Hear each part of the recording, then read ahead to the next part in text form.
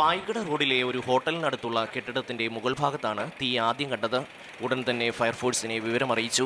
പഴയ കെട്ടിടങ്ങളും തടിയുടെ മേൽക്കൂരയുമായത് കാരണം തീ പെട്ടെന്ന് പടർന്നു.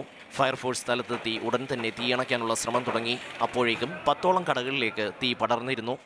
നമ്മൾ വന്നപ്പോൾ കണ്ട കാഴ്ച എന്ന് പറഞ്ഞാൽ ഏകദേശം 15ഓളം കടകൾ മേൽനിലകൾ ഒരുമിച്ച് കത്തുകയാണ്. ഫ്ലെയിം ഈ റോഡിലേക്ക് വ്യാപിച്ചു വരുന്നതാണ് കണ്ടത്. പെട്ടെന്ന് തന്നെ ഒരു സൈഡ് നമ്മൾ ബ്രേക്ക് ഇട്ടു, മറ്റേ സൈഡ് ബ്രേക്ക് ഉണ്ടായിരുന്നു. ആ ലോഡ്ജിൻ്റെ അടുത്ത് നമുക്ക് ഫയർ ബ്രേക്ക് ഉണ്ടായതുകൊണ്ട് അങ്ങോട്ട് വ്യാപിക്കാൻ അവിടം വരെ വ്യാപിച്ച് നിൽക്കുകയും ചെയ്തു. എന്നാൽ വലതുവശത്തേക്ക് വ്യാപിച്ചു കഴിഞ്ഞാൽ ഈ തിയേറ്റർ ഉൾപ്പെടെയുള്ള ഈ കോംപ്ലക്സ് ഈ കടകൾ മുഴുവൻ കത്തി നശിക്കുമായിരുന്നു.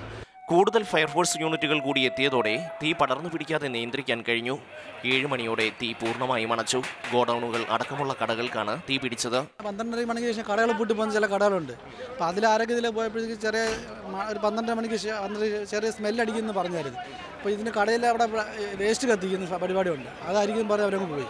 അപ്പോൾ 4 മണിയൊക്കെ അടുപ്പിച്ചാണ് ഓരോ കടകളിലെ ഓണേഴ്സിനൊക്കെ വിളിച്ച് അറിയിക്കുകയും അവരൊക്കെ അവിടെ അന്നേരമാണ് എത്തിയത്. മേയർ വി രാജേന്ദ്രബാബു അടക്കമുള്ളവർ തീപിടുത്തം ഉണ്ടായപ്പോൾ തന്നെ സ്ഥലത്തെത്തി. ഫയർഫോഴ്സിന്റെ മികച്ച പ്രവർത്തനം കൊണ്ട് തന്നെ തീ അധികം കടകളിലേക്ക് പടർന്നില്ല. ക്യാമറമാൻ ഷനവാസ് ഫരീദിനോടൊപ്പം ഷമ്മി പ്രഭാകർ, മാതൃഭൂമി ന്യൂസ്, കൊല്ലം.